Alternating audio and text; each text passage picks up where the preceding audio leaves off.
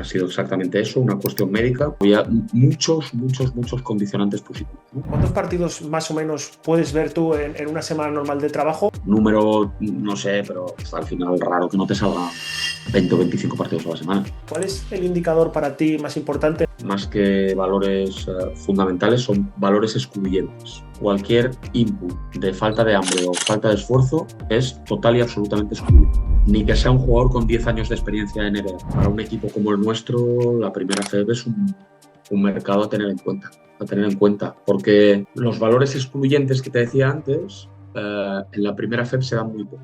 Creo que hay muy pocos jugadores españoles en la categoría. Hay una regulación de jugadores de formación que, bueno, pues que invita a que muchos jugadores no seleccionables cuenten como jugadores de formación en la categoría, y el mercado de jugadores de formación a nivel económico está absolutamente disparado. Y los jugadores que tienen posibilidad de ir al baloncesto americano, a 99% se van a ir igual. Ha entrado en juego algo que es absolutamente irrefutable, ¿no? Que son unos salarios pues, que multiplican por 10, por 15, por 20, por 50, lo que incluso en proyectos ACB de primer nivel se les puede ofrecer aquí. Y claro, les explican a estos chicos que tienen una oportunidad vital fantástica de ir a Estados Unidos, de hacer una carrera, de jugar en una competición maravillosa, ¿no? Con un seguimiento brutal como es la NCAA, y que además pues, van a poder encaminar económicamente su vida y la de sus familias.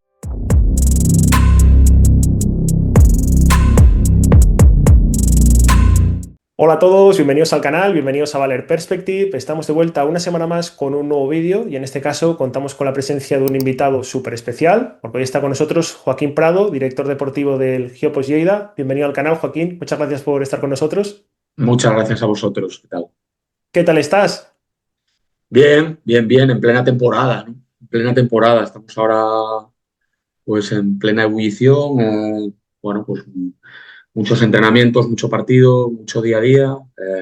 Bueno, estamos, yo creo que casi llegando al Ecuador, ¿no?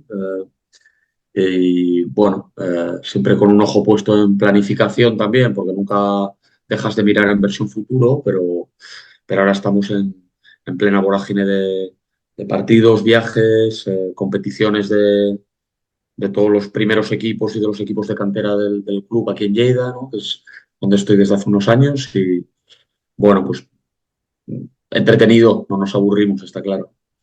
Claro, no, mismamente estamos grabando hoy a 31 de diciembre, veréis este vídeo el año que viene y al final lo estábamos comentando, ¿no? Un poco, pues este viernes fuis un partido importantísimo en Andorra, luego el domingo en Mm. Barris North recibís a Zaragoza. Al final este calendario es súper ajustado y como dices, no te puedes aburrir.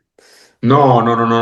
Más, pues los días son siempre muy intensos, hay mucho trabajo, muchas reuniones, mucha visualización. Bueno, estar cercano sobre todo pues a los primeros equipos, ¿no? Y bueno, también estar en el mercado, lógicamente, porque bueno, siempre los equipos son susceptibles de mejorarse incluso durante la temporada. No, la verdad es que no nos aburrimos, de todas formas, mucho trabajo, pero a los que nos gusta estamos contentos. Claro. Te quería preguntar un poco porque al final Hyposeed es un equipo bueno, que volvió a ascender hace 2 temporadas, ¿no? Y que poco a poco va dando pasos y creciendo. Un poco ahora además que el equipo pues justo tras el gran inicio ha tenido una racha de derrotas, aunque los resultados quizás tapan un poco el buen juego, ¿no? Y derrotas por canastas, ¿no? Como el caso de Unicaja. ¿Cómo estás viviendo esta temporada que ya va a entrar en la segunda parte? Pues la verdad es que pasan las semanas súper rápido, ¿no? Y estamos ya entrando en la jornada 13. Ya llevamos un tercio de competición. Y es cierto que la trayectoria del equipo ha sido un punto extraño hasta el momento, ¿no? Porque es cierto que el inicio de temporada ha sido, bueno, pues mm, muy positivo, con 4 victorias en los 6 primeros partidos, incluso con victorias ante rivales de Euroliga como Barça y Baskonia, Barça en su cancha incluso.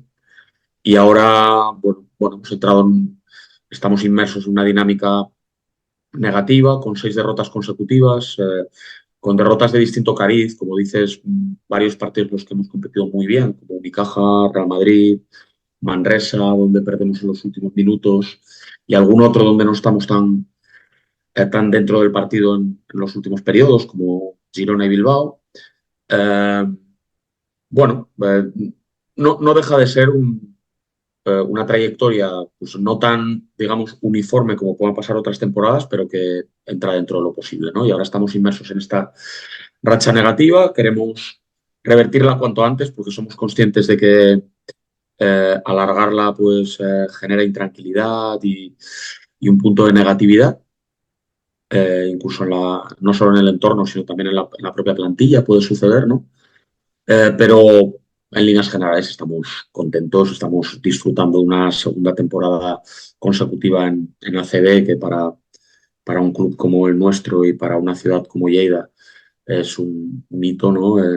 La verdad es que estamos muy, muy satisfechos.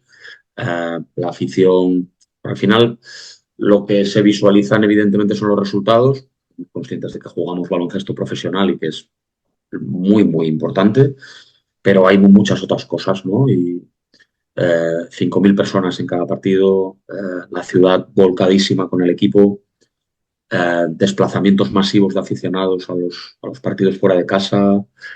Eh, bueno, el equipo ha aprendido muy bien, digamos, dentro de lo que es la ciudad. Somos el club referente ahora mismo a nivel deportivo de la ciudad y eso es algo difícil de conseguir y que hemos de intentar de mantener por todos los medios. Claro, es que al final, en el caso de Joaquín, también es entrenador, aparte de todas las funciones que desempeña en la dirección deportiva y en el club. Y claro, como comentas, tú también estuviste en el club en la antiguamente denominada Leporo, con un proceso Ujú. también por distinto, de ir poco a poco creciendo. Para una ciudad como Lleida, al final es un paso complejo, ¿no? Porque la CB no deja de ser probablemente la liga de clubs más competitiva e importante de Europa. Sí, yo creo que estamos inmersos en la mejor liga de Europa, efectivamente, y es muy dura, muy competida, con grandísimos equipos y al mismo tiempo pues es muy divertida, ¿no? La verdad es que puedes ganar a cualquiera, juegas contra transatlánticos evidentemente como Madrid, Barça, Unicaja, Baskonia, Valencia, pero, pero es muy divertida, tácticamente muy rica, con excelentísimos entrenadores, con grandísimos jugadores. Bueno, yo creo que la gente aquí en Lleida está disfrutando muchísimo. Fueron muchos años sin baloncesto de élite en la ciudad, un ascenso que, bueno, pues que llenó de alegría a la ciudad en la Final Four de Madrid de hace año y medio.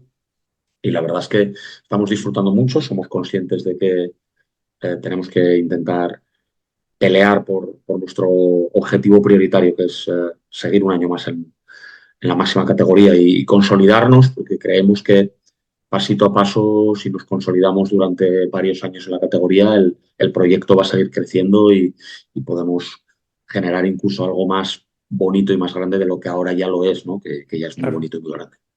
Claro, al final al menos la perspectiva externa un poco no es que, como dices, pues al final el resultado es el de la derrota y se van acumulando, pero las sensaciones yo creo que son positivas, ¿no? Sobre todo en esos partidos en Barris Nord contra rivales de un grandísimo nivel, pues al final la diferencia estuvo en detalles mínimos. Te quería preguntar por esa planificación en este inicio de temporada, porque la verdad que al menos gustó mucho al aficionado, ¿no? Porque el equipo tuvo que incorporar a muchos jugadores, como el caso de Melvin Egin, John Surna, de equipos incluso de competición europea, Keile Pagada, Sorix, un poco desde la parcela del director deportivo, en un proyecto tan humilde que va creciendo pasito a pasito.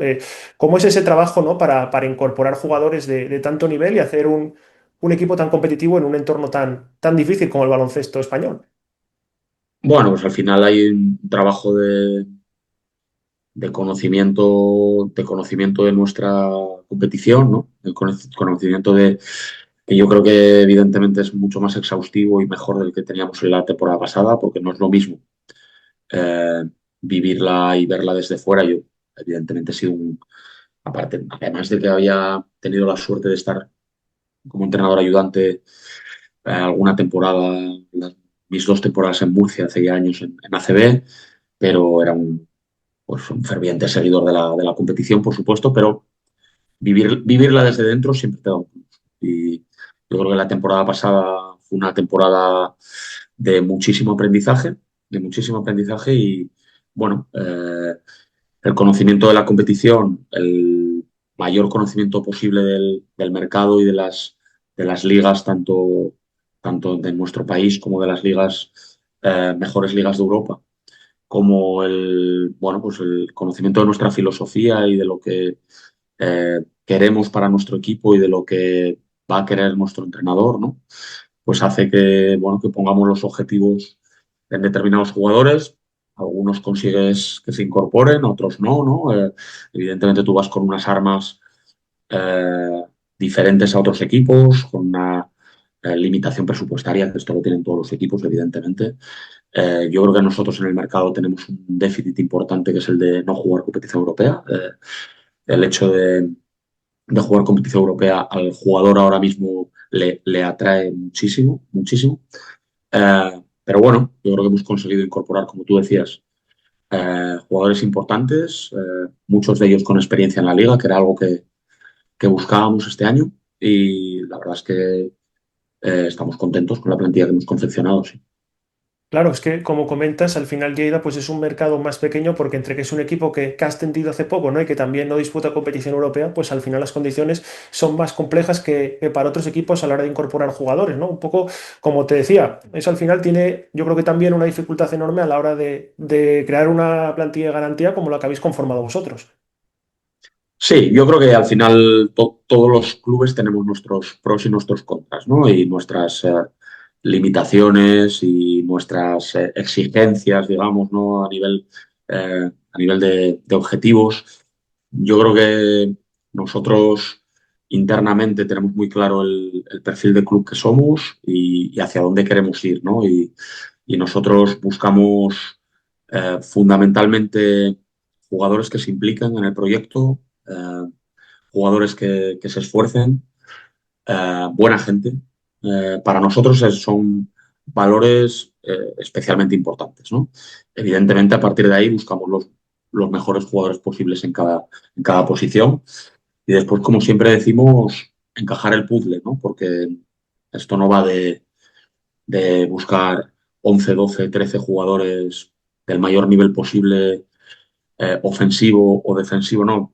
Tienen que encajar entre ellos, ¿no? Tienen que encajar entre ellos y esa es una labor nuestra en la concepción de la plantilla y lógicamente después del staff en el día a día, ¿no? Pero bueno, es una labor ardua, de mucho trabajo y al mismo tiempo pues es muy divertida, ¿no? Porque, bueno, porque es baloncesto y a los que nos apasiona el baloncesto esto nos encanta. Se te nota un poco que te gusta el baloncesto, ¿eh, Joaquín?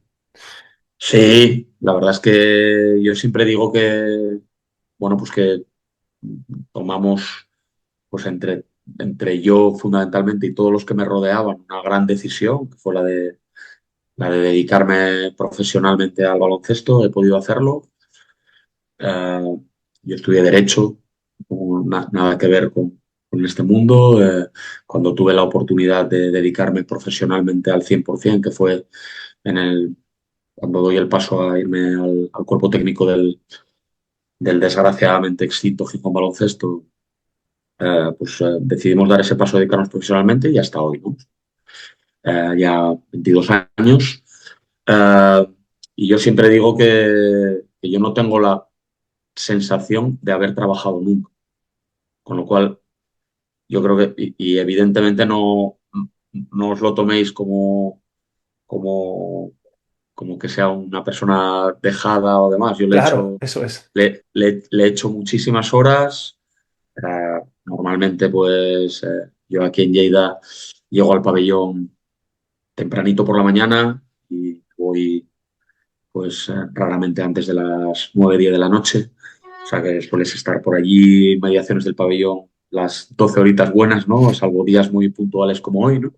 Que hay tarde un poquito más libre por el día que es, 31 de diciembre, pero aún así pues puedes estar viendo básquet, viendo partidos, refrescando partidos. Pues bueno, al final he sido capaz de hacer algo muy difícil, que es hacer de mi mayor hobby mi profesión. Y bueno, pues es muy chulo y sí, sí, la verdad es que estoy en ese sentido me siento muy realizado profesionalmente.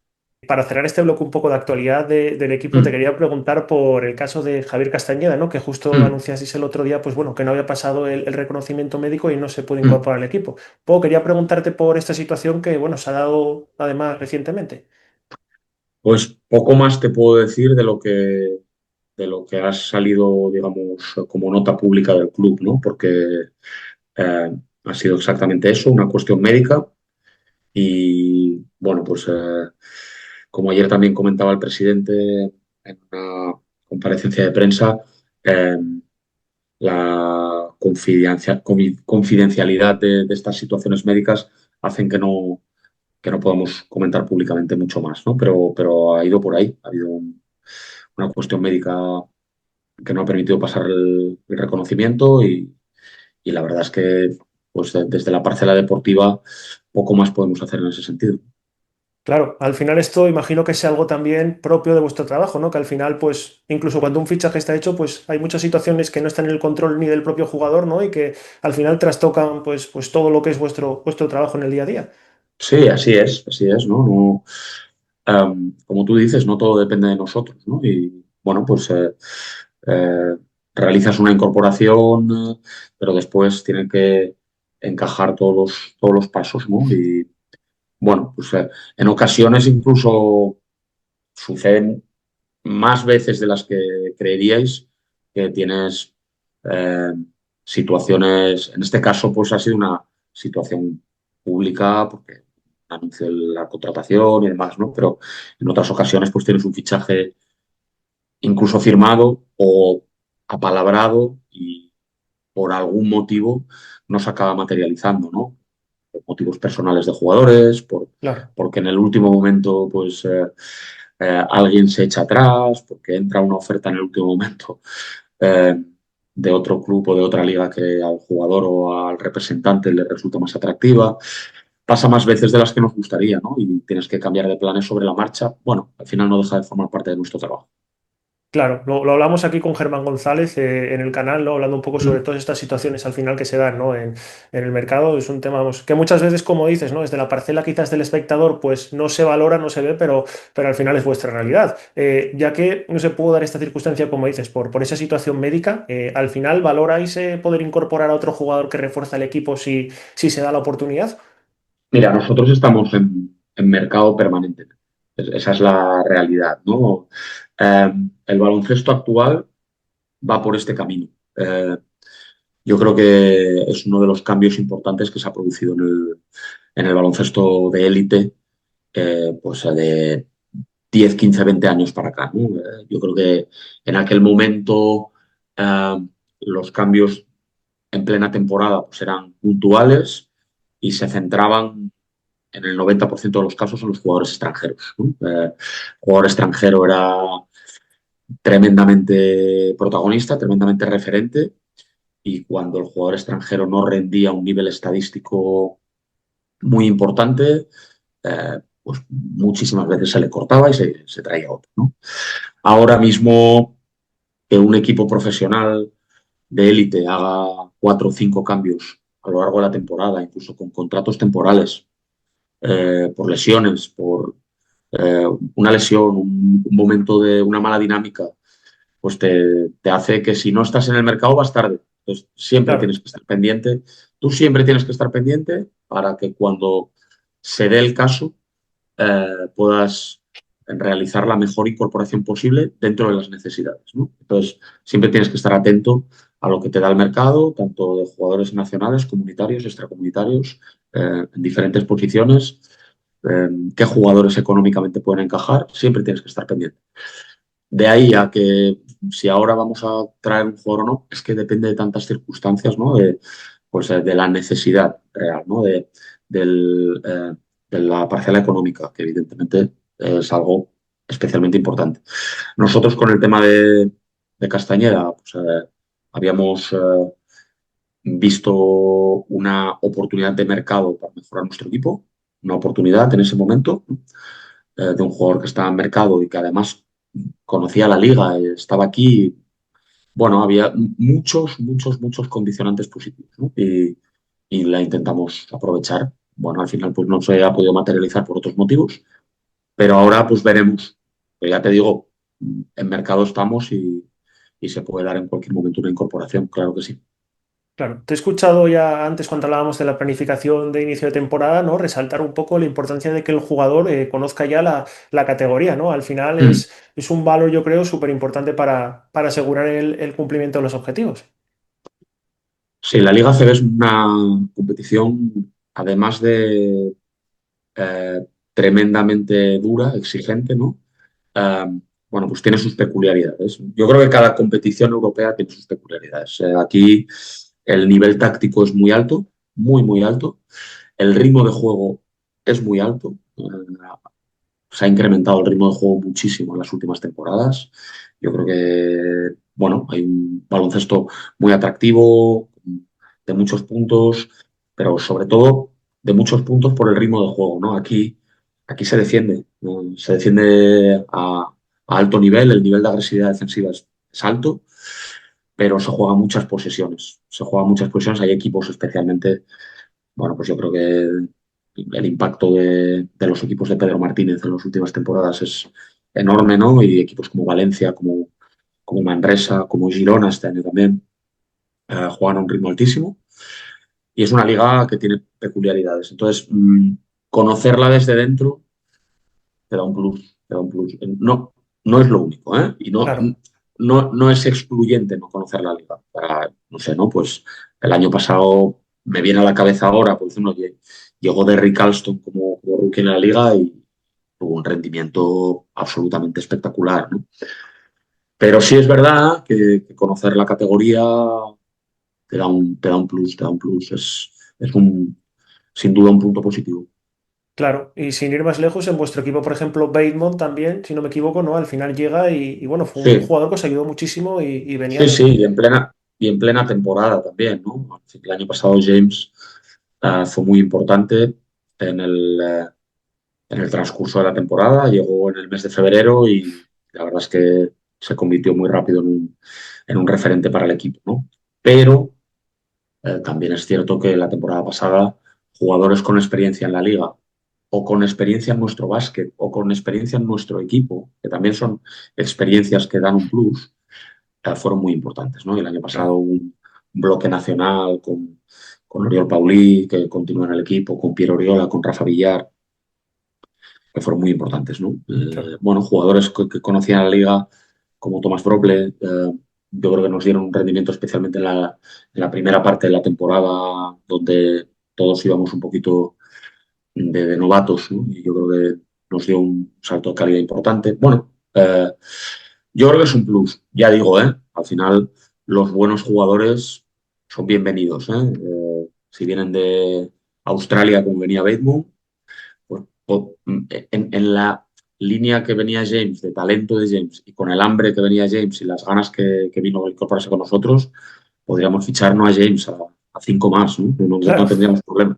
La cuestión es que no todos vienen con ese talento y con esa hambre y que el desconocimiento de la liga te puede jugar una mala pasada en determinados momentos, ¿no? Claro, tú cuando analizas los jugadores, ¿no? Que ya no para esta temporada, sino también que a futuro puedan encajar en el proyecto, Mm. ¿cuál es el indicador para ti más importante, ¿no? O los indicadores claves, podríamos llamarlo, a la hora de evaluar la posible incorporación de un jugador. Mira, yo creo que hay valores que más que valores fundamentales son valores excluyentes. O sea, a mí yo casi te hablaría más de los valores excluyentes que de los valores incluyentes, ¿no? Y los valores de falta de hambre o falta de esfuerzo, eh, cualquier, cualquier input de falta de hambre o falta de esfuerzo es total y absolutamente excluyente. Totalmente. Eh, Ni que sea un jugador con 10 años de experiencia en NBA. O sea, porque, ¿sabes lo que pasa? Que aquí en Lleida no encajará. Claro, A lo mejor en otro proyecto sí, ¿eh? Yo creo que es muy importante desde una dirección deportiva saber, bueno, lo más importante. De hecho. Yo creo que lo más importante no es el conocimiento del mercado, no es el conocimiento de jugadores, no es el conocimiento de la competición, que es muy importante todo esto. Yo creo que lo más importante es el conocimiento de tu propio club. Eso es sin duda lo más importante. Y el conocimiento claro de la filosofía de tu propio club. Con nosotros, aquí en Lleida, si no hay hambre y no hay un nivel de esfuerzo muy alto, ese jugador no va a funcionar con toda seguridad, con Claro, toda seguridad. A partir de ahí, pues bueno, hay muchos valores en los que te fijas, ¿no? Pero eh, el talento técnico y el talento físico ahora mismo, no sé muy bien el orden porque cada vez más las grandes ligas van hacia un nivel físico arrollador, pero el talento técnico, el talento físico y el conocimiento táctico, el famoso IQ, son los tres valores fundamentales, ¿no? A partir de ahí, bueno, pues hay un estudio también de la personalidad del jugador, de su, bueno, pues de cómo es como compañero, de cómo ha trabajado en alguno de los proyectos anteriores, en situaciones favorables, en situaciones desfavorables. Bueno, intentas tener el mayor conocimiento posible para tomar la decisión de traerlo, claro. porque después sabes que durante la temporada van a pasar muchas cosas y hay que estar preparados y conocerlos lo mejor posible.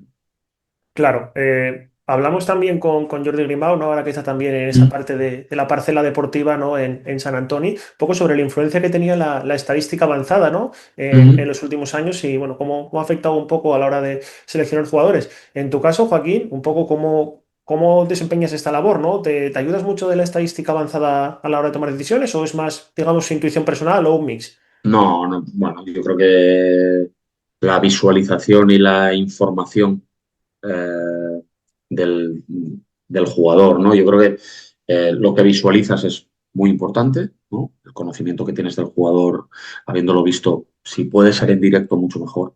No es fácil, ¿eh? Haberlos visto a todos, pero si puede ser en directo, mucho mejor haber visto al jugador, porque siempre hay detalles que en los vídeos se te escapan. Ahora mismo tenemos la suerte que no teníamos hace 20, 25 años de poder ver todos los partidos de todos los jugadores, porque tenemos herramientas para ello y poder ver hoy todos los partidos que se han disputado ayer en todas las competiciones europeas, ¿no? Esto es algo que hace 20 años era, bueno, ha Sí, cambiado mucho, ¿no? Nosotros hace 20 años, y te estoy hablando de máximas categorías, en la LED en Gijón, ¿no? Donde yo fui primer entrenador, esperabas el DVD que te enviaba el representante y te enviaba un DVD con un partido, con dos partidos, para que vieras al jugador de turno. Evidentemente ponías, eh, tú tamizabas lo que te enviaba porque sabías que no te iba a enviar uno de sus peores partidos, ¿no? Lógicamente sabías, conocías sus estadísticas, buceando mucho, porque te costaba mucho encontrar las estadísticas hace 20, 25 años, lo conocías y bueno, y apostabas, ¿no? Todos teníamos las mismas armas, claro. los que pueden viajar. Ahora todos tenemos herramientas para ver todos los partidos, vemos muchos partidos y lo que visualizas y luego lo que hablas con entrenadores anteriores, directores deportivos, bueno, pues es muy importante. A partir de ahí, la estadística avanzada yo creo que es una herramienta eh, fundamental, fundamental, ¿no? Fundamentalmente, paga la redundancia, porque son datos objetivos, es decir, eh, los números son los que son, ¿no? A partir de ahí, yo creo que es tremendamente importante saber interpretarlos. Es decir, hay una estadística de un jugador en un equipo o en los equipos anteriores en los que es importante saber con quién jugaba, qué competición jugaba, cuando hacía ese tipo de estadísticas, la estadística avanzada, con quién compartía pista. O sea, no, interpretar la estadística avanzada con un vistazo de 30 segundos es una pérdida de tiempo. No sirve. Tienes que interpretarla bien, ¿no? No, es que el ratio defensivo, ¿no? Es que con él en pista, pues recibían X puntos, ¿no? Ya, son muchos o pocos, pues depende de la competición que jugaba, del nivel defensivo general de su equipo, del número de posesiones que se juegan en esa competición. Bueno, hay que interpretarla bien, ¿no? Pero sí, sí, la estadística, por supuesto, es un elemento que no te voy a decir que es absolutamente prioritario, pero que nos da mucha información y nos complementa. Claro, comentabas ahora un poco esa facilidad, ¿no? También para poder tener datos, digamos, ¿no? Que de otra forma sería muy complicado al final acceder a ellos, ¿no? De partidos que pasan incluso en otros continentes, ¿no?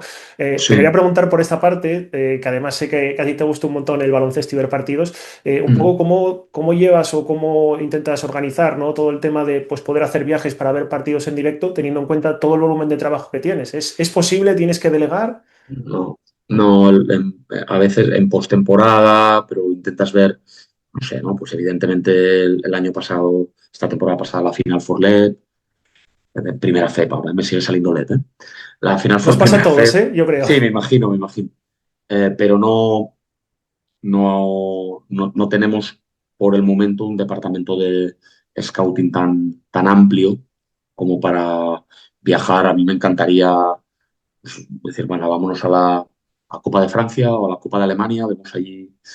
Yo creo que es un buen momento, ¿no? Para ver pues, los 8 mejores equipos de ligas, eh, bueno, de donde puedes extraer buenos jugadores, de donde han venido buenos jugadores en los últimos años, ¿no? Hablábamos antes de Alston, que venía de Alemania, o, bueno, han venido jugadores de la liga francesa, yo creo que muy interesantes en las últimas temporadas también. Este año, por ejemplo, pues, sin ir más lejos, Hugo Benítez, por ejemplo, ¿no? Que yo creo que es un chico que ha tenido mucho impacto en la primera parte de la temporada con Manresa.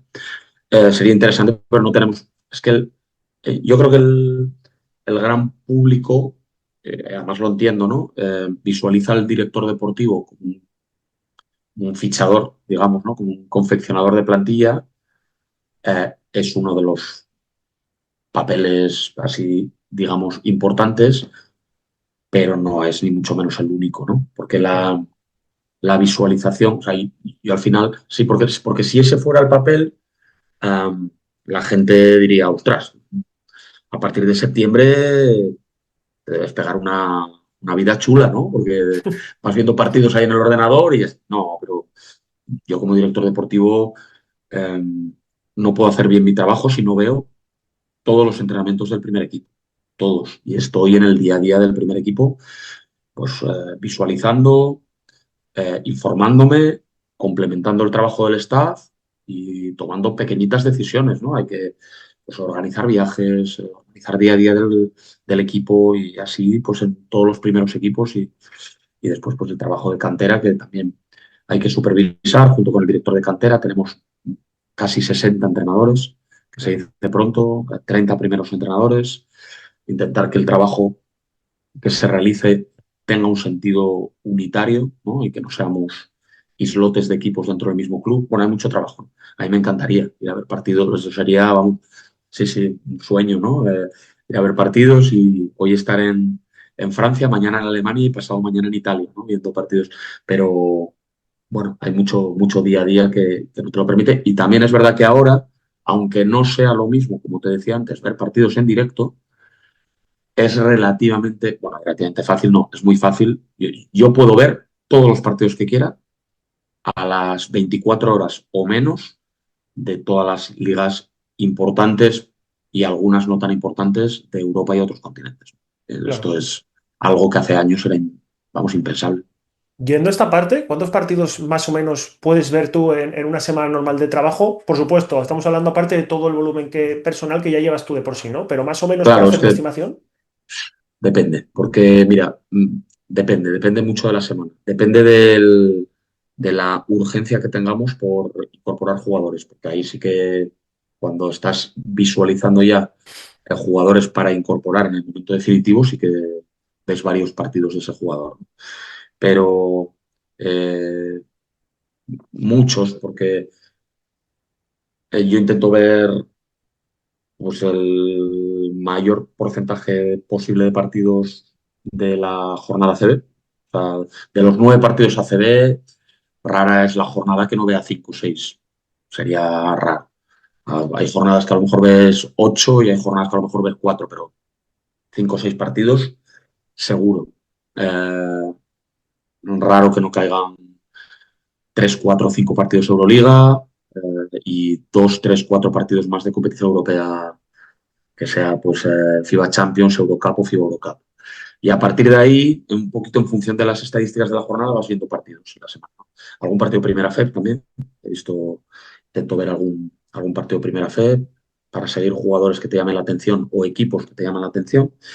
Y después, pues las primeras ligas, lo que sí que intento hacer lo tengo bastante organizado, todos los lunes por la mañana.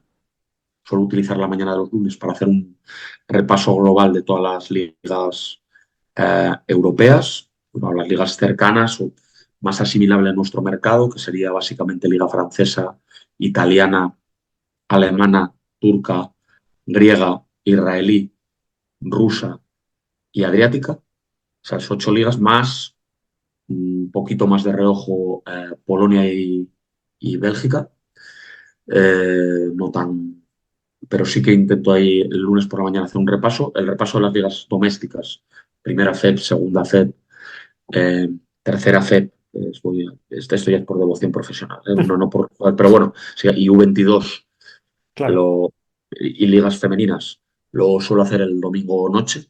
Número, no sé, pero al final raro que no te salgan 20 o 25 partidos a la semana. O sea, pues alguna semana a lo mejor salen 30 y alguna 15, ¿no?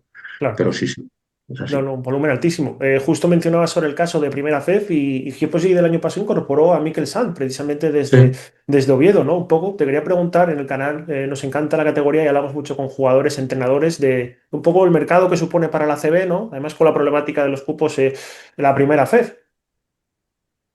sí, yo creo que para un equipo como el nuestro, la primera FEB es un mercado a tener en cuenta, porque los valores excluyentes que te decía antes, en la primera FEB se dan muy poco. Yo creo que los jugadores en líneas generales suelen tener hambre y un nivel de esfuerzo alto. Y además, si bien en muchos casos no conocen la Liga CB, sí que conocen nuestro baloncesto. Y nosotros venimos de ahí y no se nos olvida, ¿no? Que hace muy poquito estábamos ahí y tenemos la sensación de que muchos jugadores contra los que nos hemos enfrentado o incluso que nosotros hemos tenido, lo pueden hacer muy bien en la CB. Pueden hacer muy bien. Yo creo que el año pasado lo demostró sin ir más lejos Rafa Villar, ¿no? Que saltó con nosotros de la primera FEP a la CB y directamente ha saltado a la Euroliga. Y bueno, y nosotros creo que Mikel lo está demostrando, ¿no? Está teniendo un rendimiento con nosotros. Pues la verdad es que estamos muy contentos de la decisión y del paso que él dio en la temporada pasada. Y sí, es una liga que seguimos por diversión, porque nos divierte mucho la primera fe y aquí todos los que estamos en el seno del equipo no se nos olvida que hemos estado muchos años y también porque creemos que hay muchos jugadores con capacidad para dar el salto. Precisamente relacionado un poco, ¿no? Con el problema de los cupos que hay ahora mismo en nuestro baloncesto, ¿no? Un poco como va bajando la tasa de jugador nacional. Quería preguntarte un poco, ¿no? Desde la faceta de director deportivo, con la influencia que tiene, ¿qué peso le das tú, ¿no? ¿Cómo ves un poco la regulación actual que hay a nivel de normativas en nuestro baloncesto? Eh, y es que casi te lo pondría un poco como opinión personal más que incluso como dirección deportiva, ¿no? A mí, personalmente, después de vivirlo ya durante una temporada y media, prácticamente desde dentro, ya tenía un poquito la sensación, a mí no me gusta demasiado, ni a nivel aficionado, como está regulado en este momento, ¿no? Porque creo que hay muy pocos jugadores españoles en la categoría, muy pocos, ¿no? Eh, hay una regulación de jugadores de formación bueno, pues que invita a que muchos jugadores no seleccionables cuenten como jugador de formación en la categoría y, bueno, y el mercado de jugadores de formación a nivel económico está absolutamente disparado, es desorbitado, ¿no? O sea, para los clubes o te sacas de la manga alguna situación como comentábamos antes de primera FEP y demás, o realmente con el tema de los famosos cupos, ¿no? Em, tienes un problema de confección de plantilla, ¿no? Y te condiciona muchísimo, ¿no? Nosotros hemos intentado, tanto la temporada pasada como esta, tener jugadores de formación que jueguen. Porque, primero, porque creemos que nos da un plus, ¿no? Y en cuanto a implicación, a identificación con el club, identificación con la ciudad, ¿no? Pero si os fijáis, pues, bueno, hemos tenido la suerte de contar con un jugador de la experiencia y del conocimiento de la liga como de Oriol Pauli, y después el resto, pues han venido, bueno, pues del impacto de Tumani Diagne, que es un jugador que hasta la temporada pasada pues, había sido un jugador primera fe, y hemos incorporado a Miquel Sanz y a Millán Jiménez desde la primera fe, ¿verdad? Porque, bueno, pues porque hay muy poquito mercado de formación y los jugadores top de formación se reparten entre los grandes equipos, ¿no? Claro, Da la sensación de que pueda intentarse algún cambio en este punto. Además, en cuanto al tema de los extracomunitarios, hay un problema a nivel de confección de plantillas que no hay en otras competiciones europeas, que es que hay una limitación de 2 jugadores extracomunitarios en España, pero después en Eurocup y Euroliga esa limitación no existe y puedes jugar con 6 extracomunitarios o 7. claro, Pero es que en otros países como la Liga en Italia, como en Turquía, bueno, los equipos tienen muchos más extracomunitarios de 2, con lo cual lo que le sucede a algún equipo como Baskonia, que ahora mismo tiene 4 extracomunitarios y cada partido tiene que descartar a 2, a equipos como Armani Milán no le sucede. Al final estás jugando con una plantilla en la Liga Doméstica y con una plantilla en la Competición Europea. Y eso no deja de perjudicar a nuestros clubes españoles. Bueno, yo creo que estamos en un punto de que quizás haya que darle una vuelta, de lo cual estoy dando aquí una opinión un poco con conocimiento de causa desde dentro, pero que creo que hay muchísimos agentes implicados y que es un tema que no es para nada sencillo y que claro. hay que tenerlo en cuenta, ¿eh? Porque no es un tema sencillo. Estoy convencido de que no es un tema sencillo y que se le da muchas vueltas desde la patronal, desde la asociación de jugadores, desde la federación. Se está trabajando mucho en ello, estoy convencido y seguro que se va a intentar encontrar la mejor solución posible. Te quería preguntar precisamente sobre un poco la influencia que tiene el entrenador a la hora de preparar un proyecto, ¿no? Se habla muchas veces, pues, un poco la faceta de la dirección deportiva y también del entrenador, ¿no? Imagino que ese trabajo debe de hacerse conjuntamente, aunque en algunos casos, pues, también tiene un peso importante el director deportivo. Sí, yo creo que una vez más depende mucho de cada club. Yo creo que no hay 2 clubes iguales y no hay 2 situaciones deportivas iguales, ¿no? En nuestro club la figura de Gerard es muy, muy, muy referencial, como creo que no puede ser de otra manera, dada la trayectoria y el peso que él ha tenido en el crecimiento del equipo, ¿no? Eh, bueno, la verdad es que la confección de la plantilla la hacemos muy de la mano. Esa es la realidad, ¿no? Yo creo que la situación es, bueno, pues Gerard cuando se inicia esta temporada es un entrenador con 2 años de contrato, lo cual, bueno, pues condiciona lógicamente la confección de la plantilla. Hemos incorporado esta temporada por primera vez, diría, en la historia reciente del club, jugadores con más de un año de contrato. Tenemos varios jugadores con más de un año de contrato y lógicamente pues vienen de la mano del entrenador, ¿no? Nosotros no fichamos, no incorporamos a nadie que el entrenador diga que no quiere, ¿no? Porque lógicamente sería tirar piedras contra nuestro tejado. Tampoco fichamos a nadie que, que el director deportivo, en este caso, que soy yo, no quiera. Y tampoco fichamos a nadie que el presidente, que es la figura visible que emplea y que paga, no quiera. Yo creo que son 3 patas fundamentales. Evidentemente hay situaciones que son más impulsadas por uno o por otro.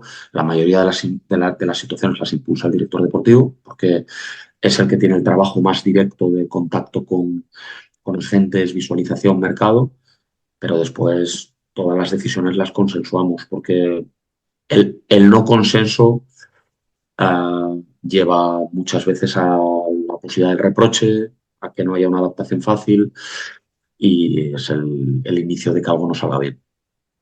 Totalmente. Totalmente de acuerdo. Quería aprovechar ahora también para preguntarte, porque has hecho referencia, ¿no? Y un poco, creo que también tiene cierta relación, ¿no? Con estas nuevas políticas para intentar paliar la situación de los cupos por la Liga Mm, 22, ¿no? Porque además en Lleida, ujú, pues estáis este año, pues muy vinculados con la competición, ¿no? Con ujú, vuestro equipo. ¿Cómo estás ujú. viendo esta competición y qué influencia también puede tener para vosotros como club teniendo como referencia el primer equipo?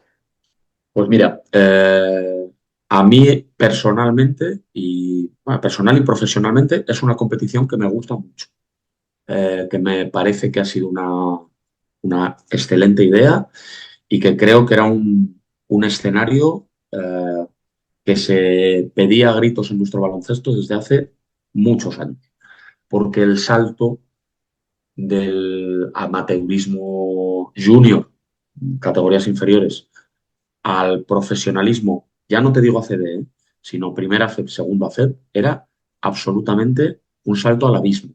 La colocación de jugadores de 18, 19, 20 años, incluso en su momento de proyectos de filiales, que ha habido muchísimos ejemplos en categorías de primera, segunda FEP, bueno, pues era algo que que costaba muchísimo, ¿no? Y grandísimos jugadores han jugado en primera, segunda FEP jóvenes y han sufrido una barbaridad. Te podría enumerar muchos, ¿no? Yo creo que es una fantástica idea que ojalá perdure en el tiempo. Están haciendo, es un bebé, la Liga U es un bebé y pues hay muchas cosas todavía en idea de crecer, pero a mí me parece una competición muy bonita, eh, muy interesante, creo que se le está dando buena visualización tanto por parte de ACB como de Federación Española y la verdad es que nosotros estamos muy satisfechos. Ahora bien, ahora bien, yo creo que hay dos cosas a puntualizar muy importantes. Una, la creencia o esa idea que se expandió un poquito en el nacimiento de la liga, de que iba a ser una liga o de que se pretendía ser una liga que impidiera la fuga de talento al baloncesto universitario, es una auténtica leyenda urbana. Esto es absolutamente falso. Ahora mismo el baloncesto universitario americano se ha puesto en un escenario totalmente diferente a lo que pasaba hace años. Se pagan salarios absolutamente impensables para nuestro baloncesto y los jugadores que tienen posibilidad de ir al baloncesto americano, a 99% se van a ir igual. Ahora bien, hay un grupo de jugadores que o bien porque no se quieran ir por el motivo que sea, o bien no tengan la oportunidad de irse, que son muchos también, van a encontrar un escenario mucho más serio para desarrollar su juego, mucho más serio para enfrentarse entre proyectos que tienen más sentido que jueguen jugadores de 18 años contra jugadores de 18 años y no jugadores de 18 años contra jugadores de 37. Y yo creo que esto es muy positivo. Esto por un lado. Por otro lado, en cuanto a lo que me preguntabas del enlace con nuestro primer equipo.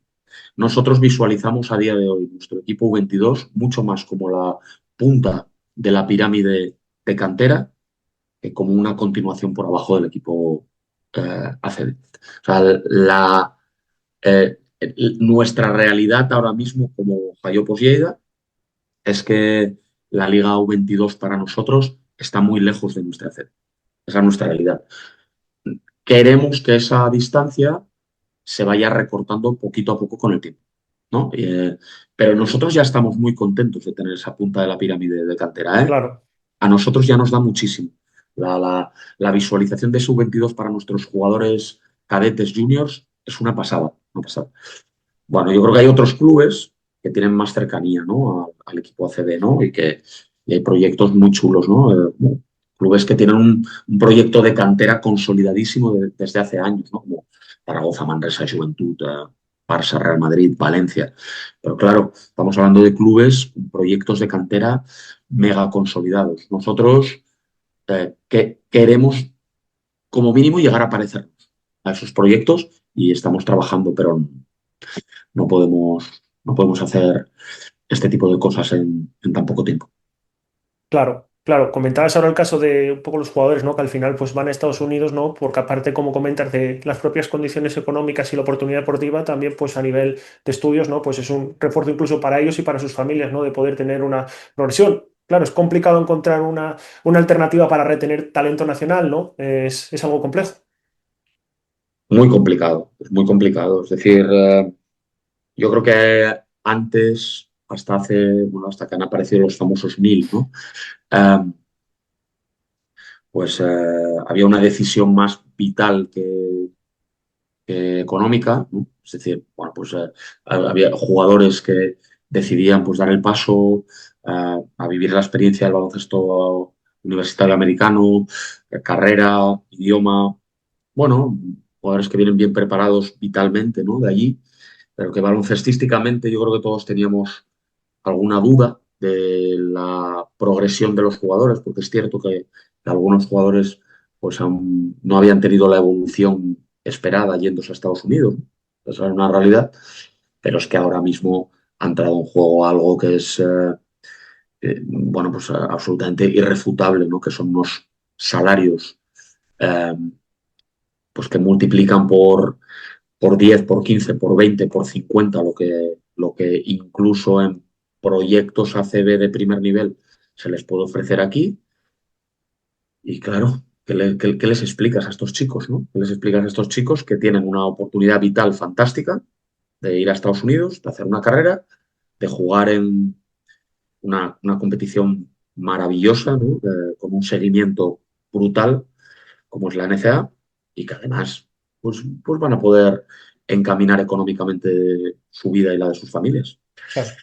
¿Y qué les dices, no? Yo no me atrevo, ¿no? A decirle a un jugador, no, no, quédate aquí, piensa en lo que va a suceder dentro de 3 4 años, tu evolución deportiva va a ser mejor. Es posible que sea así. Y si ese jugador la temporada que viene se lesiona gravemente, ¿qué No le se sabe, explicamos, no? claro. Que ha dejado de ganar X miles de euros, cientos de miles de euros incluso, para quedarse aquí por la evolución. Yo entiendo que el contexto que se van a encontrar de allí es diferente, pero no podemos asegurar que sea un contexto baloncestístico peor. Es diferente, pero es un contexto baloncestístico muy bonito también, ¿no? Y además con unos salarios ahora mismo espectaculares. Entonces, ¿cómo se compite eso, no? Para competirlo tienen que entrar otros estamentos baloncestísticos que regulen esa situación, que a lo mejor digan, oye, pues tiene que haber un límite, tiene que haber una limitación, no lo sé, pero no depende de nosotros. Pero yo entiendo, o sea, si me preguntas, ¿entiendes a los jugadores que se van para allí? Vamos, lo entiendo 200%. Quería preguntarte ahora, Joaquín, en referencia un poco también, ¿no? a tu labor como entrenador, aparte, como decimos, ¿no? de los roles que desempeñas en el club. ¿A ti te ha ayudado más en esta faceta que desempeñas desde hace unos años, ¿no? de la dirección deportiva, el tema de haber sido entrenador y también conocer desde esa faceta todo de primera mano? Yo creo que sí, ¿no? Yo creo que entiendes, y yo creo que hay un punto importante que es el conocimiento del juego, ¿no? Yo creo que verlo desde la perspectiva de entrenador, yo me siento muy entrenador, ¿no? Ya, evidentemente, pues hago la labor de dirección deportiva con muchísimo gusto, estoy encantado, pero bueno, los ojos de entrenador no los puedes cambiar, ¿no? Y yo creo que el conocimiento del juego y el haber vivido muchas experiencias de las que ahora se encuentran los entrenadores de nuestro club y de los primeros equipos de nuestro club, hace que al final puedas ayudar un poquito más de lo que creo que lo haría si no hubiera sido entrenador.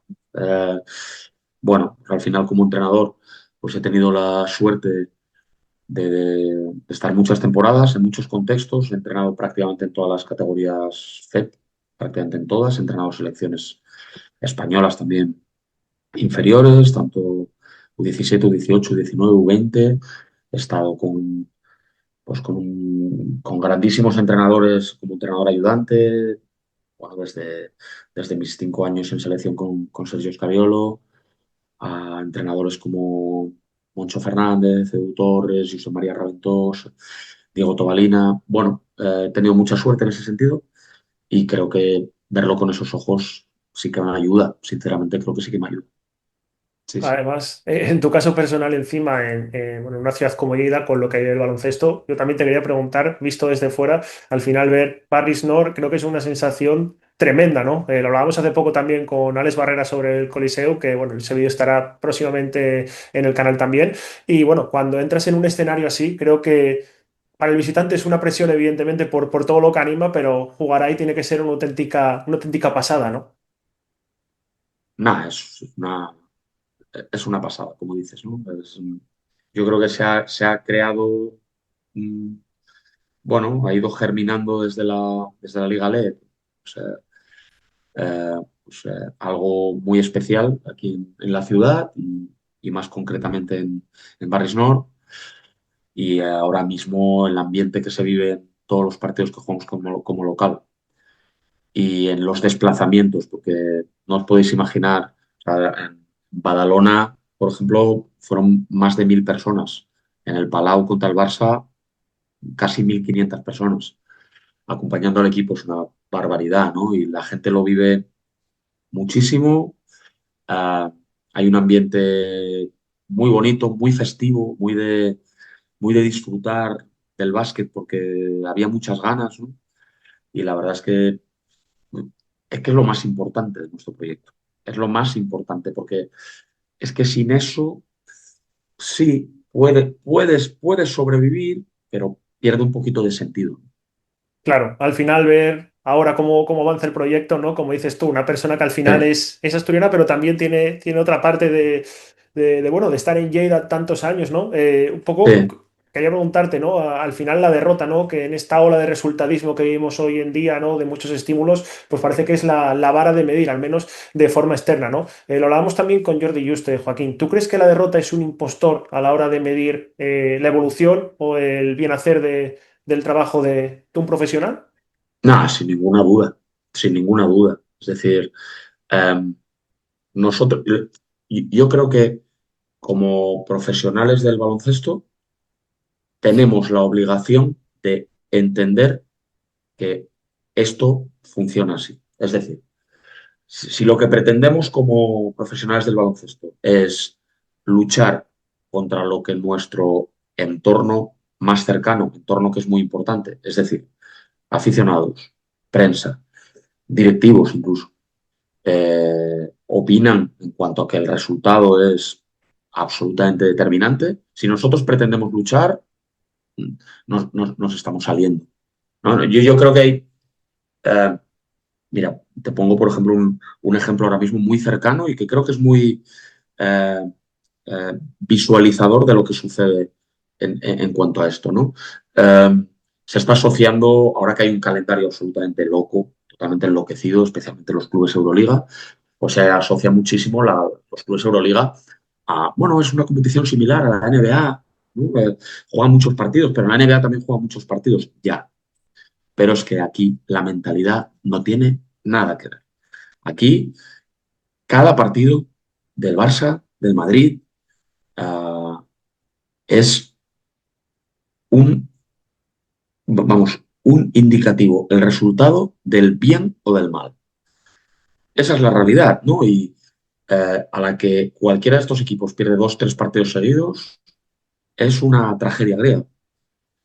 En la NBA hay un proceso muchísimo más tranquilizador, muchísimo más, ¿no? Un proceso a medio largo plazo.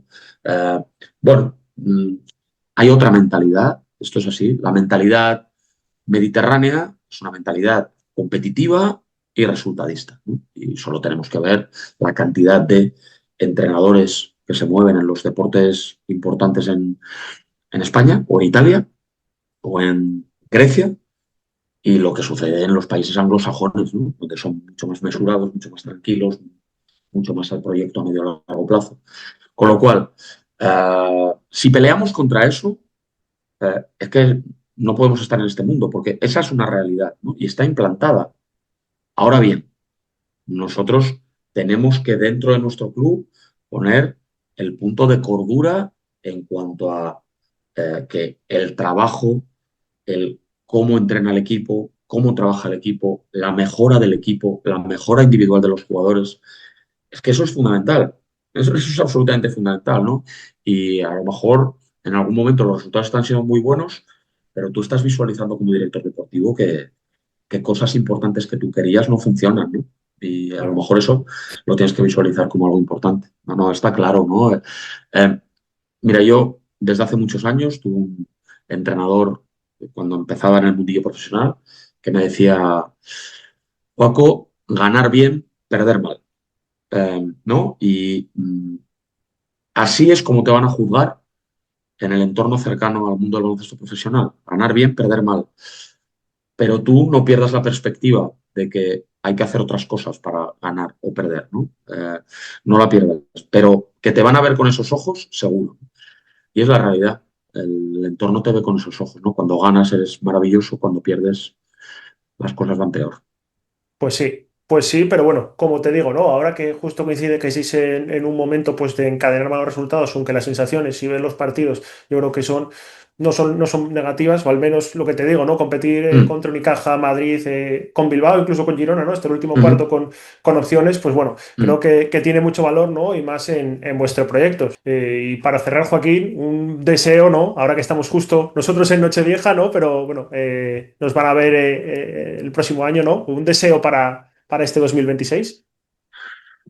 Yo no voy a ser original, no voy a ser original, ¿no? Yo creo que, como decía un entrenador mío también, y yo creo, luego se ha extendido mucho, esta frase, el baloncesto es lo más importante de lo no importante, ¿no? Entonces, el baloncesto es muy importante en mi vida, como hemos hablado durante la entrevista, inunda mi vida, ¿no? Es terriblemente importante porque es mi hobby, es mi vida, es mi profesión, pero lo más importante es que todos los que te rodean, los amigos, los que nos ven, tengamos salud para disfrutar del baloncesto. Es que sin salud para disfrutar del baloncesto, el baloncesto pierde sentido, ¿eh? Porque no, no. Pues sí, Entonces, eh, siempre sucede, nos quejamos mucho de el día a día, de la vorágine del día a día, de qué, de qué mal esto, de qué hemos jugado mal, de qué hemos perdido.